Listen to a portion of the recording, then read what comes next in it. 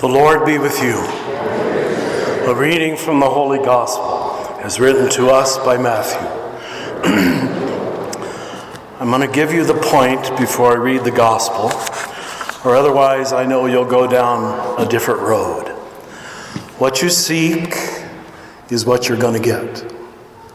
What you really desire is what you will become. So be careful what you really seek and what you really desire. I'll set that in the back of your head. Let's read the Gospel, which otherwise is problematic, as so many of the parables are. Jesus told his disciples this parable. The kingdom of heaven is like 10 young girls who took their lamps and went out to meet the bridegroom. 5 of them were foolish, and 5 were wise. The foolish ones, when taking their lamps, brought no oil with them, but the wise brought flasks of oil along with their lamps. Since the bridegroom was long delayed, they all became drowsy and fell asleep.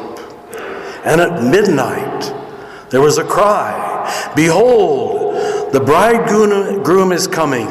Come out to meet him." Then all those young girls got up and trimmed their lamps. And the foolish ones said to the wise, "Give us some of your oil. Our lamps are all going out." But the wise ones replied, actually they sound like the selfish ones, "No, there won't be enough for you and for us." You see why it's a problematic text.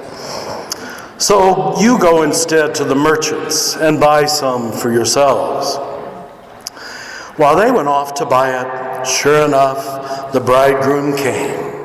And those who were ready went into the wedding feast. And the door was locked. And afterwards, the other young girls came and said, "Lord, Lord, open the door for us." But he said in reply, "I say to you, I do not even know you. Therefore stay awake, for you know neither the day nor the hour." This is a gospel from the Lord.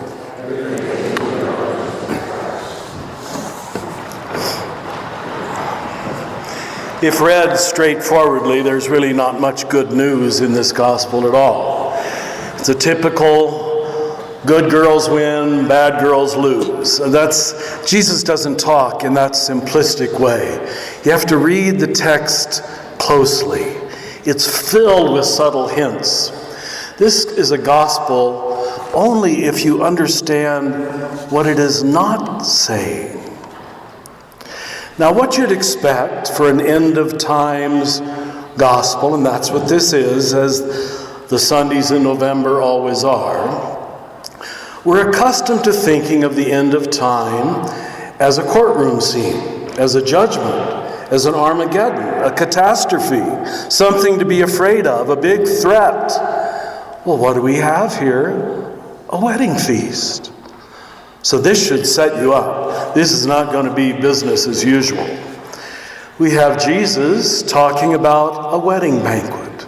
And instead of God being a judge or an avenger, God is of all things a bridegroom.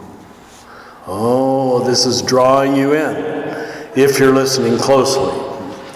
And when does he come? Whenever you hear "behold" in the New Testament, it's saying pay attention to the next line. Behold, the bridegroom comes, and when does he come? At midnight, in the darkness, when you don't expect, when you're not ready. In fact, what most of us associate darkness with is trial and difficulty, when we don't know, when we can't understand. Light, which the young girls are carrying, is, of course, light isn't something you really see. I know we think we do. Light is that by which you see everything else. And when light is offered as a symbol in the gospel, it's always talking about enlightenment, awareness, consciousness, the ability to see at midnight, to see when most people can't see.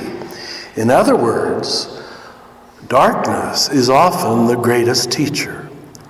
The bridegroom comes in the dark. The bridegroom comes to make love with the soul when you least expect.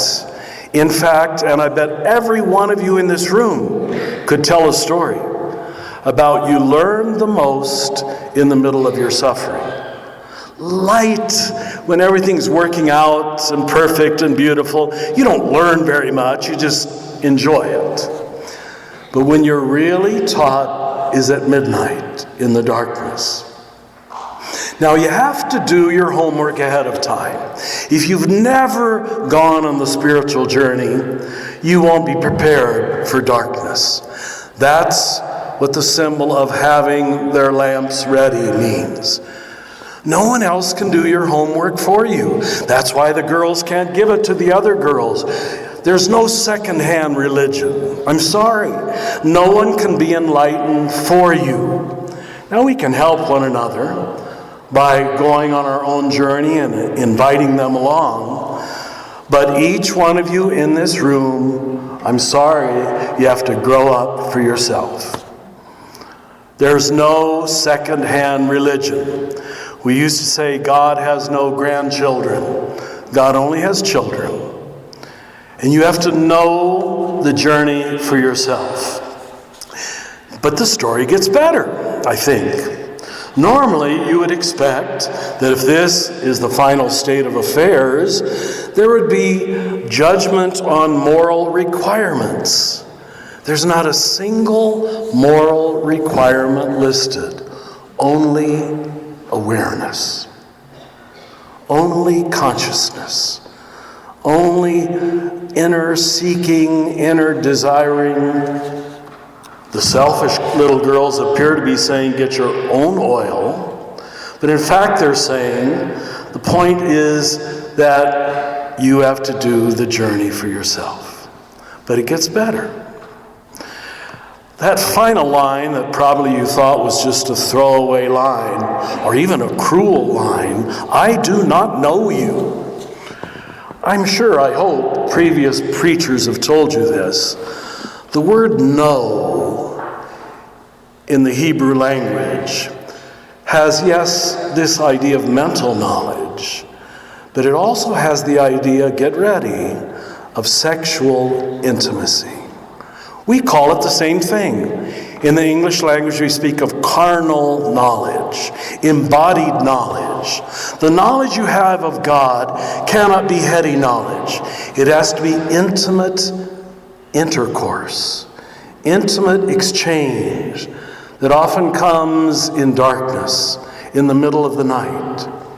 If you doubt me, go to the Bible. It says Adam knew Eve. We all know what that really means, or maybe you don't. It means he had sex with her, right? And then when the angel Gabriel says to Mary, and she comes back, she says, but how can this be? I do not know man. This is how the word is used. Knowledge of God is not mental knowledge.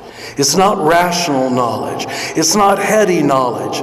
It's intimate, secret, quiet, loving knowledge that you come to in the middle of the night.